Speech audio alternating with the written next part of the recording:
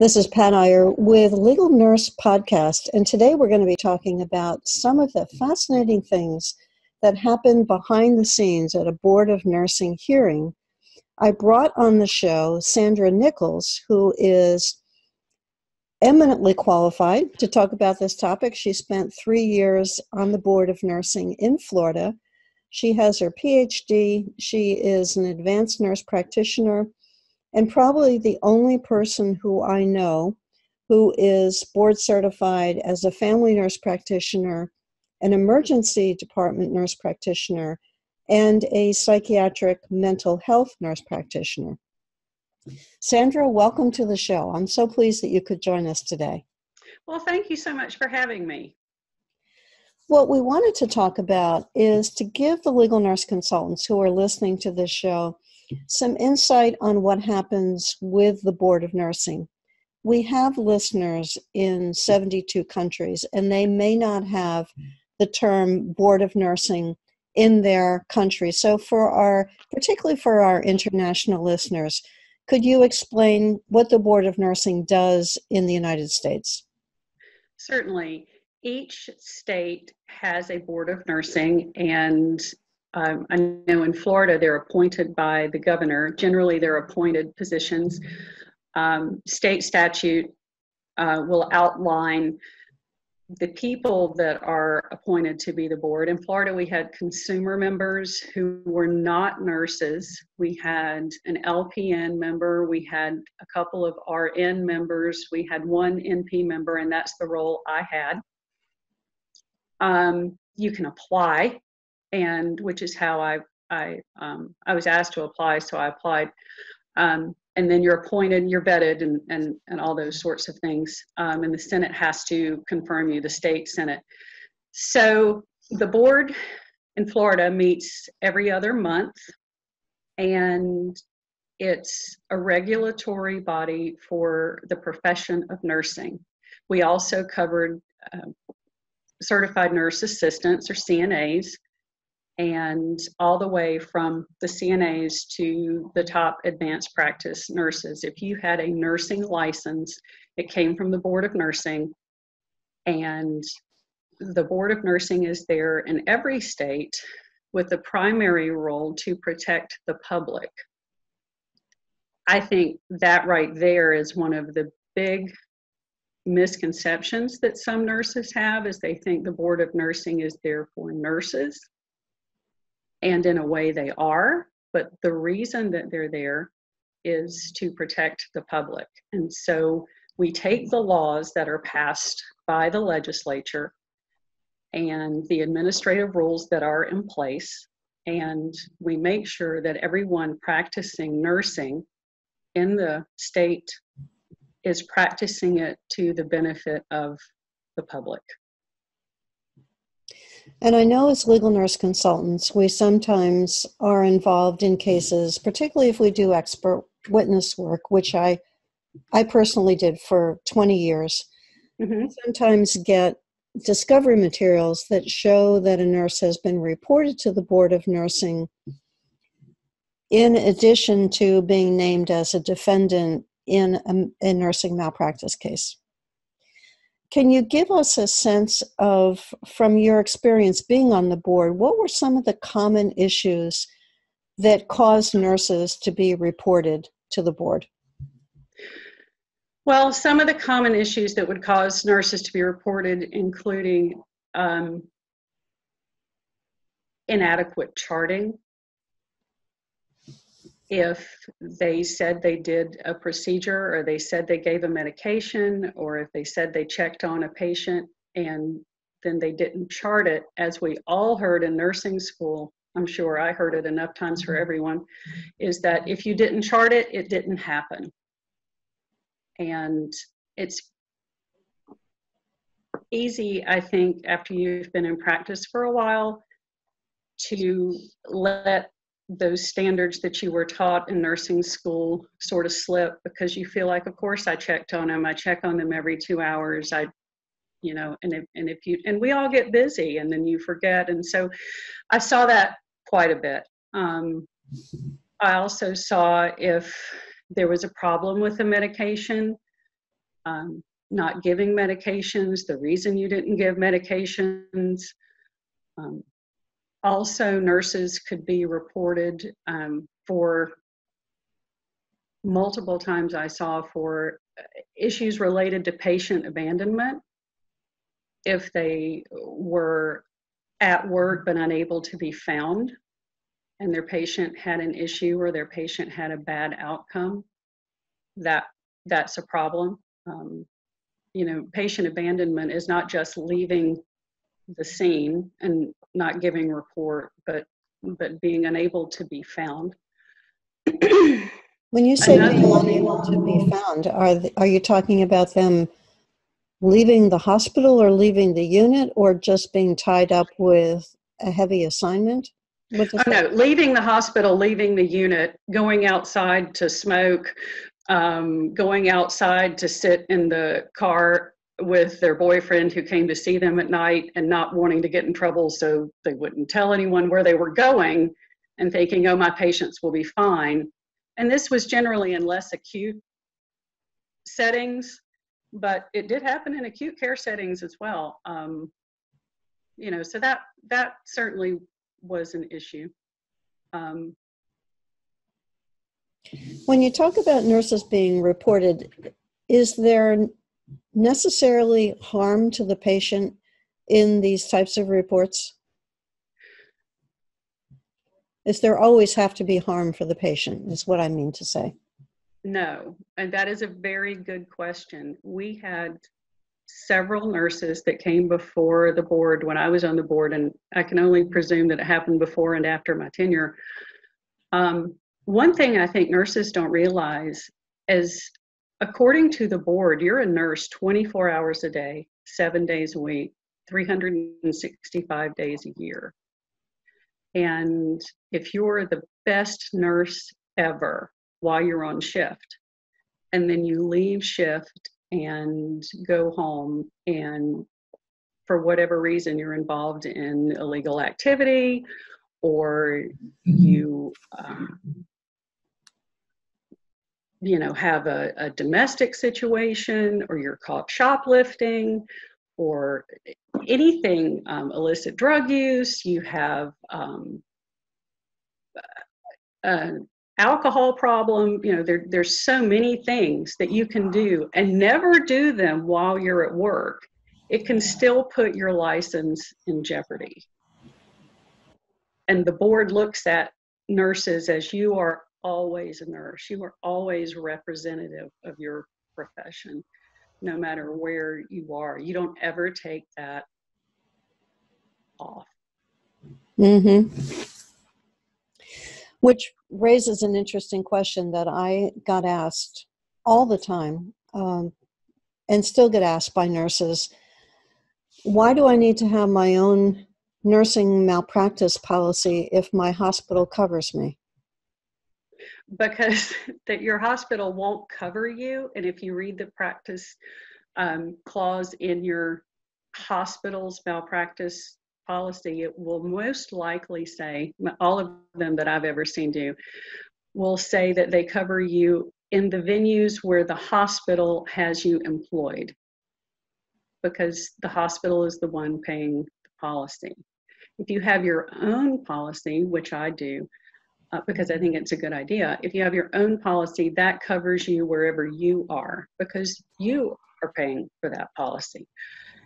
And one of the things that's nice about having your own policy is, let's say you're covered by the hospital's policy and the hospital decides that they want to settle a suit that you're named in, but you don't want to settle, you feel you didn't do anything wrong. If you're not the owner of that policy, you have much less say, generally speaking, in how that suit is settled or handled than if you are the owner of the policy.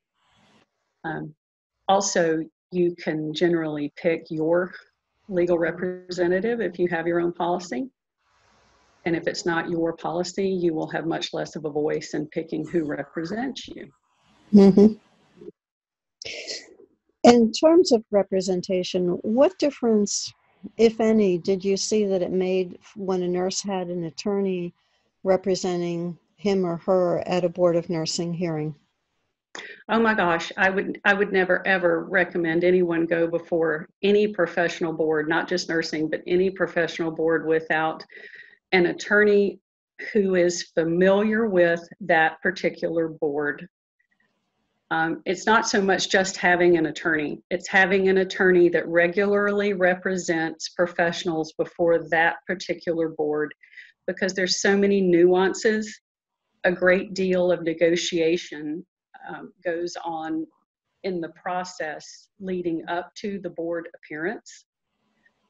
So if you have an attorney, and you go and hire an attorney, you're notified by the board that you have an issue, that you have a complaint, and you hire an attorney. That attorney is going to represent you from that point forward. And that means in all the correspondence with the investigators for that professional board, and all the correspondence with the attorneys who represent that professional board, and they know each other. So they are able to communicate and talk to each other and probably settle your case on much better terms than you would be able to do.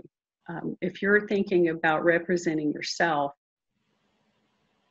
you're really taking your license in your own hands in some jeopardy. I saw nurses do it. I understand, because a lot of times when you've had a complaint filed against you, you may be suspended from your work, you may be fired from your work, whether or not the complaint is accurate. You just have a complaint against you and you're trying to defend yourself. And you think, well, I don't want to spend the money on an attorney. But what I always advised was, let's think of the money you spent on getting your nursing license. That was an awful lot of money and an awful lot of time. And I think it's a worthwhile investment to hire an attorney to defend that investment, because you're not able to do it. You just don't understand the law, and the proceedings move so quickly, and there's so much language and jargon, legalese, so to say, whenever you go to a Board of Nursing meeting or any professional board. It's easy to be overcome if you're a nurse there trying to represent yourself. Did you see situations where patients filed complaints with the Board of Nursing and you believe that the patient was being vindictive or overreacting or emotional or unjustified in the complaint? Usually those cases would be vetted out before they made it all the way to the board.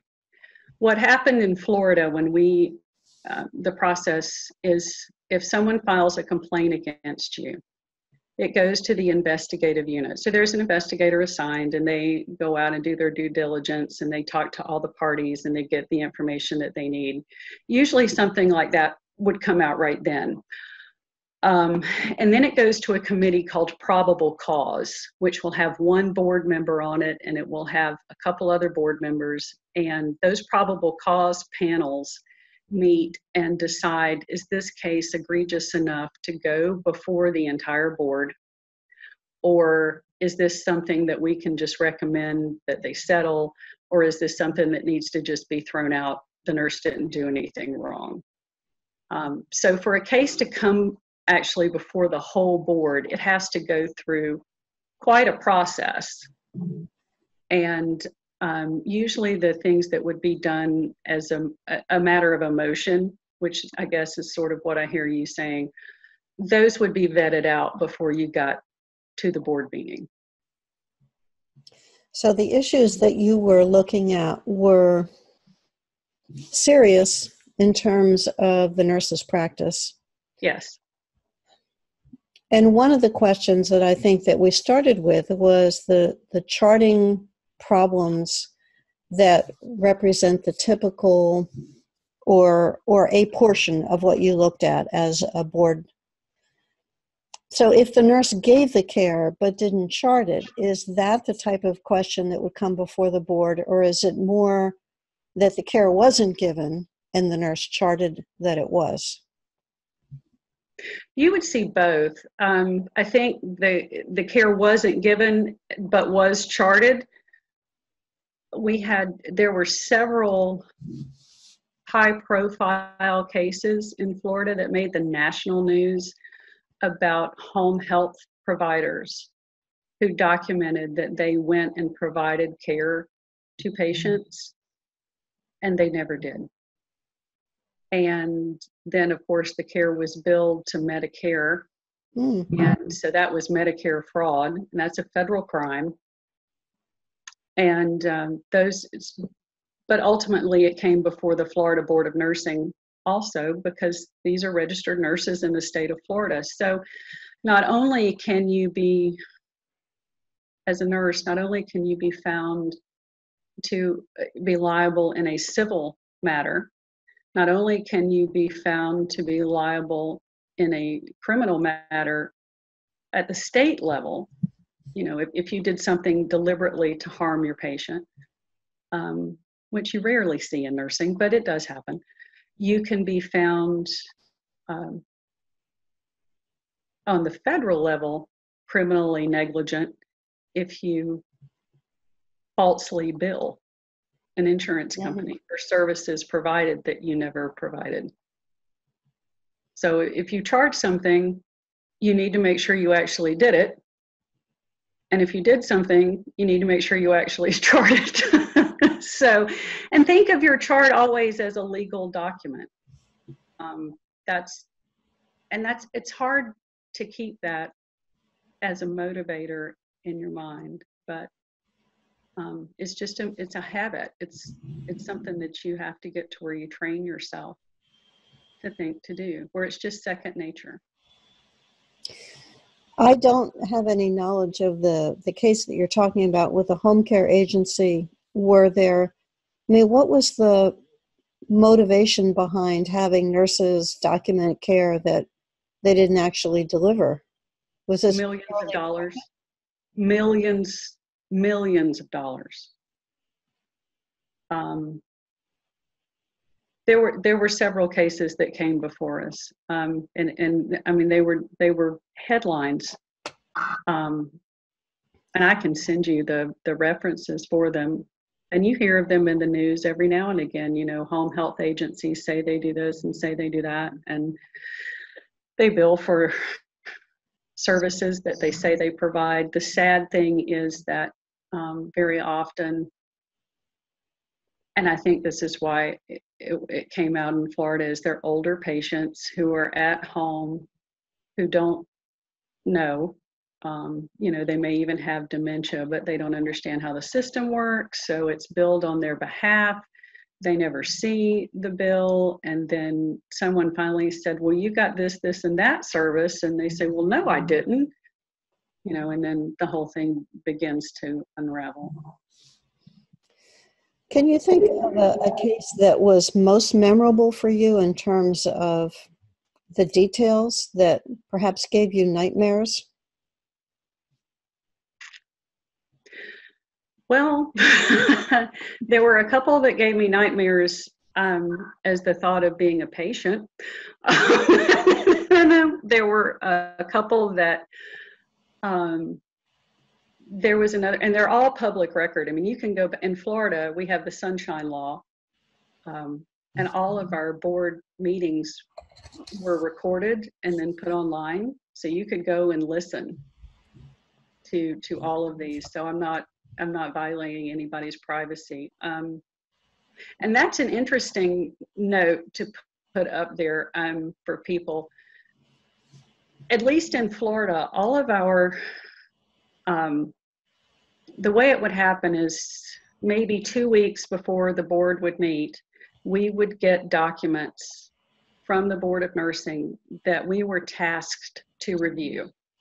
And it was all the cases that would come before us. Now, some would settle out before we got there, so we didn't go through all of them, but it was anywhere between probably 60 and 120,000 pages of documents every other month.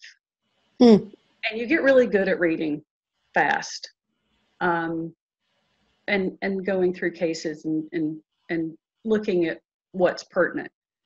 And we are not allowed as board members to discuss privately by Florida law to discuss privately any of those cases.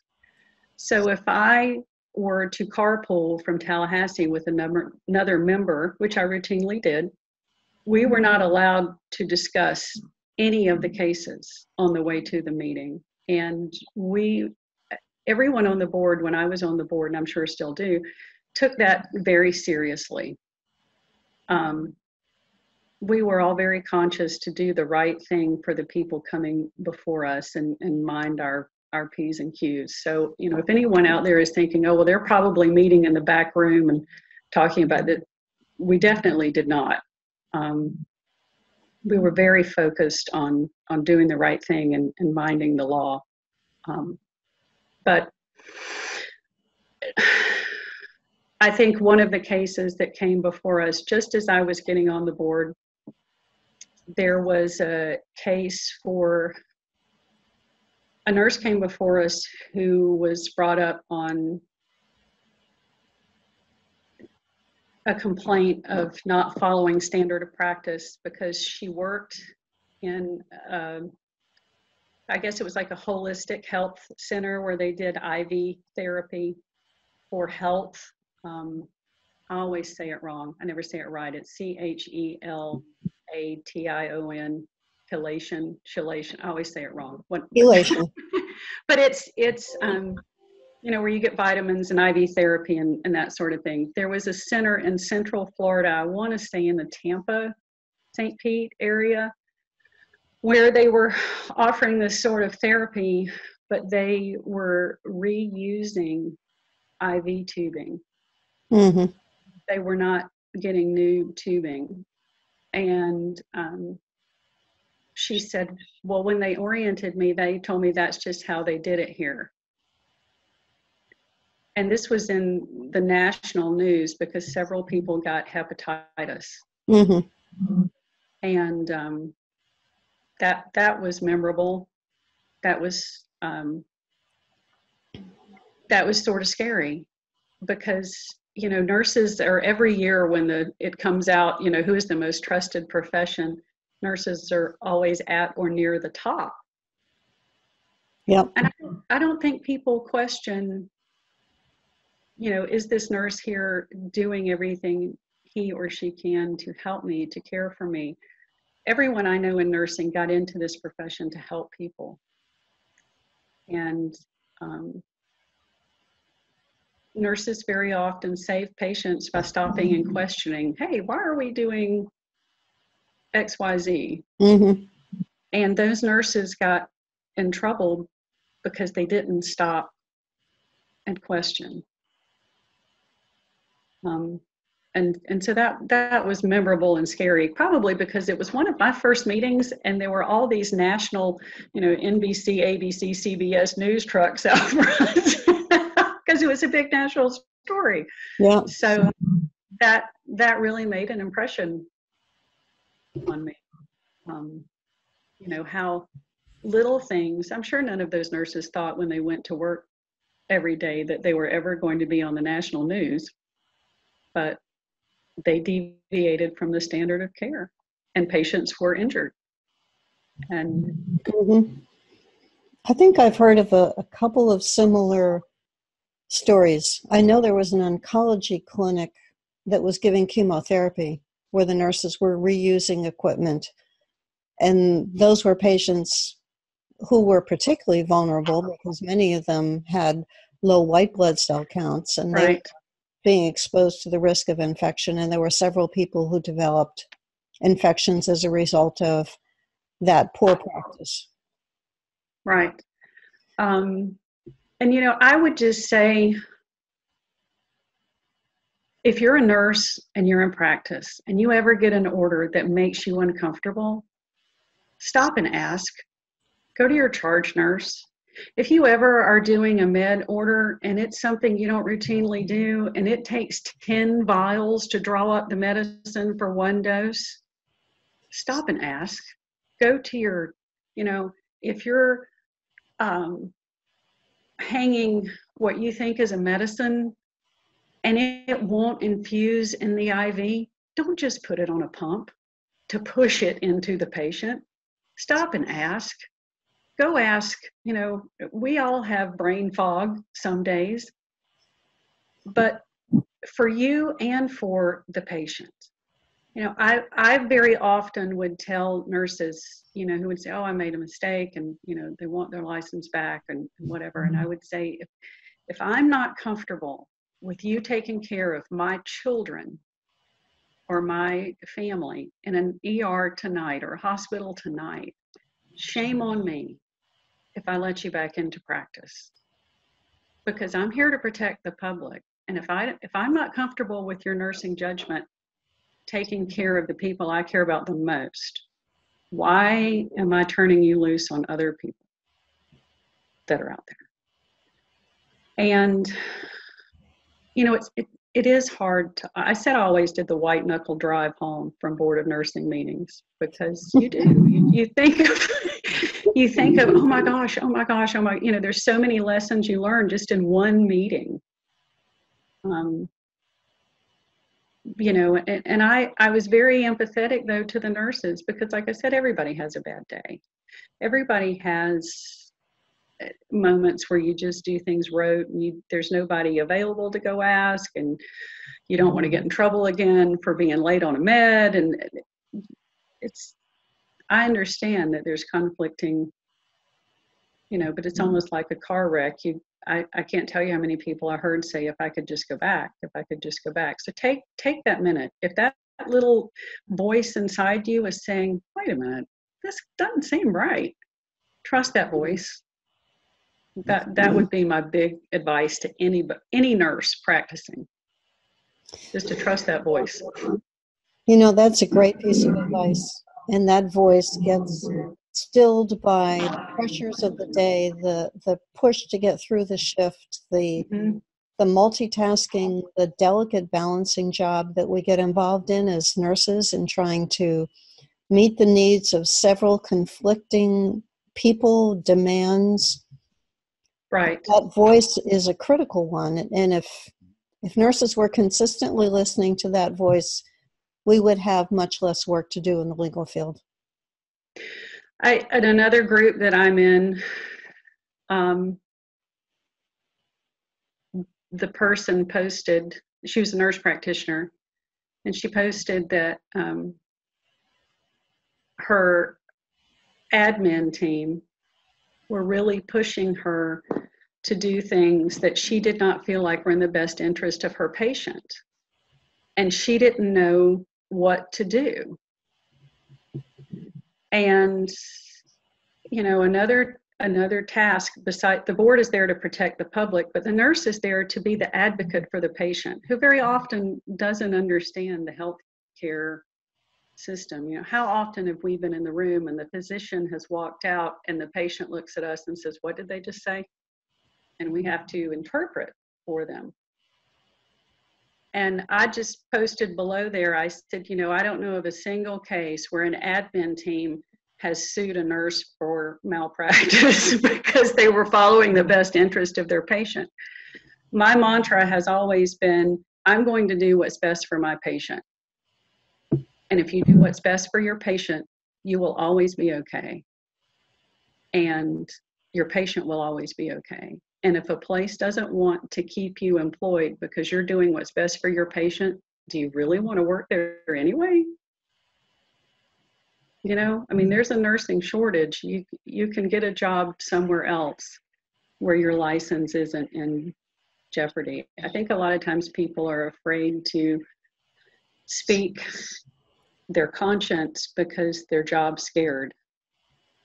And that leads down a road to bad outcomes for everyone involved.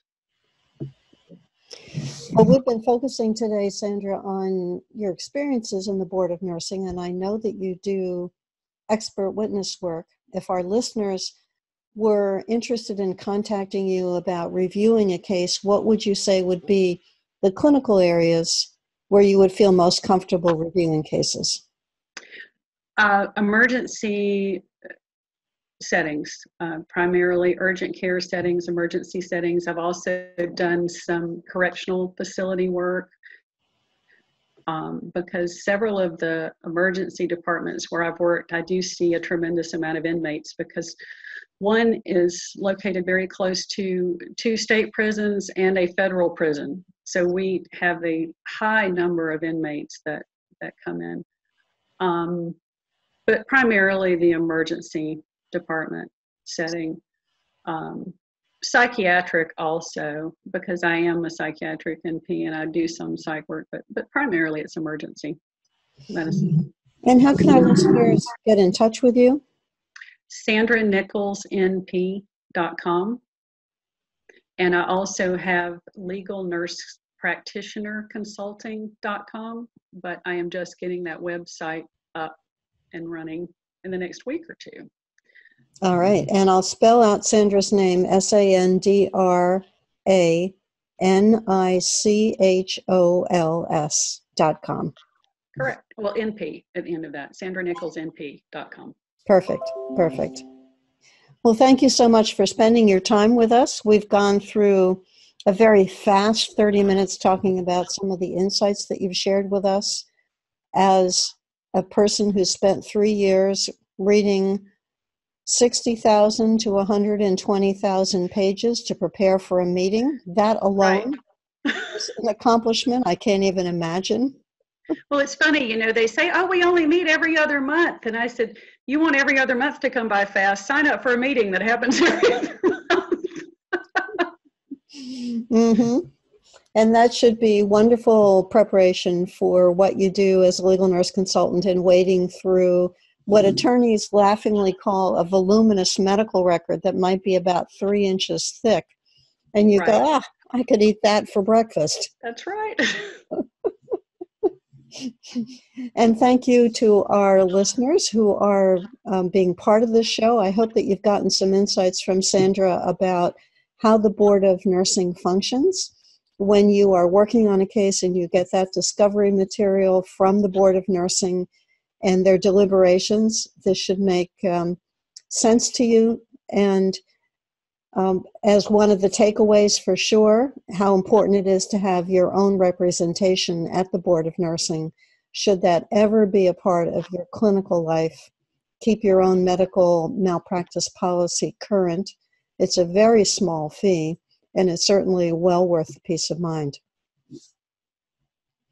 Thank you very much, Pat. All right. Thank you so much for being part of the show, Sandra.